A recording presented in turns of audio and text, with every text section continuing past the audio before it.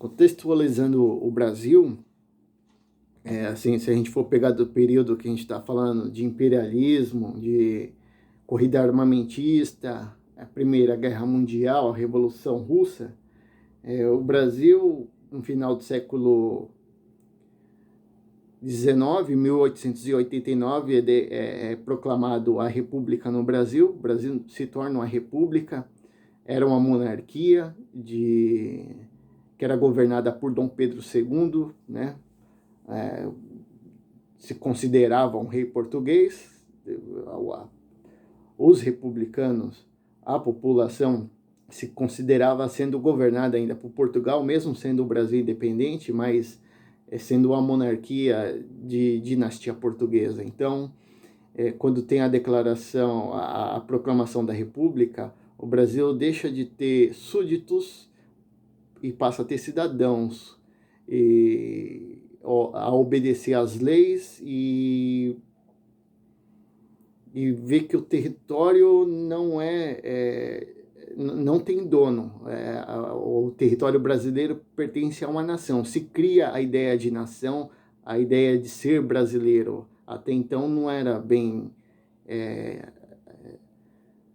clara essa ideia de nação, a nação brasileira. Tinha o Império do Brasil, com a regência do Dom Pedro II. Então, assim, o Brasil passou pelo período, sempre foi um país, até a independência, e depois é um país de exploração de produtos naturais para exportação. Então, começou-se com o pau-brasil, deu o nome ao território, aí a produção de açúcar, que também dura até hoje, mas foi bastante significativa no período da invasão holandesa no Brasil também. Os holandeses comerciantes de açúcar também fizeram crescer a região Nordeste, ao desenvolvimento nesse período da região Nordeste. E aí, século XVIII, assim, o foco vai para São Paulo, Minas Gerais, Rio Grande do Sul. É onde estão as cabeças que estão pensando para a proclamação da República, para fazer o Brasil se tornar uma república. É uma república federativa, né, que cada estado tivesse sua autonomia para criar suas próprias leis e autogoverno, e uma república federativa que descentralizasse o poder e que trouxesse o desenvolvimento para o país. E nisso tem o fim da escravidão, onde o povo que foi escravizado foi largado, foi deixado à margem da sociedade, e aí foi trazido imigrantes europeus, principalmente alemães, italianos, um grande volume de imigrantes alemães no sul, italianos na região sul e sudeste, e um pouco mais tarde a imigração japonesa. Mas foi isso.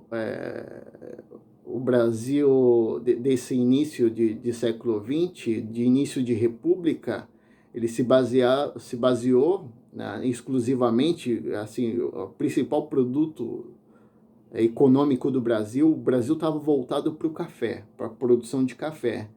E enquanto em épocas anteriores o foco era o açúcar, o foco chegou a ser o tráfico de escravo também, principalmente na época da descoberta das minas, da descoberta do ouro no Brasil. Também o foco foi bastante forte em cima do tráfico negreiro, né? Do tráfico de pessoas para o trabalho escravo no Brasil. Isso foi muito lucrativo para comerciantes de escravo. E aí depois se descobre essa planta nova, o café, e que há o gosto pelo café na Europa, nos Estados Unidos, e que um clima bom para a produção de café era justamente essa região sudeste do Brasil, e que se deu muito bem. Os grandes fazendeiros de café dominaram o início da República no Brasil, se revezavam no poder. tirou-se da mão da monarquia portuguesa, digamos assim, o poder do Brasil, transformou-se em república, mas continuou o Brasil sendo controlado por um grupo pequeno. Não tinha a representação do povo em geral, era das grandes elites, dos grandes fazendeiros, dos profissionais liberais, e isso vai acontecendo, vai se alternando no poder. Esses políticos, presidentes, os governadores de estado, a gente tem esse padrão até o início até a chegada de 1930, a chegada de Vargas ao poder, que a gente vai ver um pouco mais para frente. Mas só para dar uma ideia do que a gente vai estudar agora, né, que vai contextualizar um pouco a história do Brasil, e aí verificar. A gente vai ver um pouco mais para frente, vai voltar à Europa, né? O surgimento dos partidos totalitários, o fascismo, o nazismo e Segunda Guerra Mundial.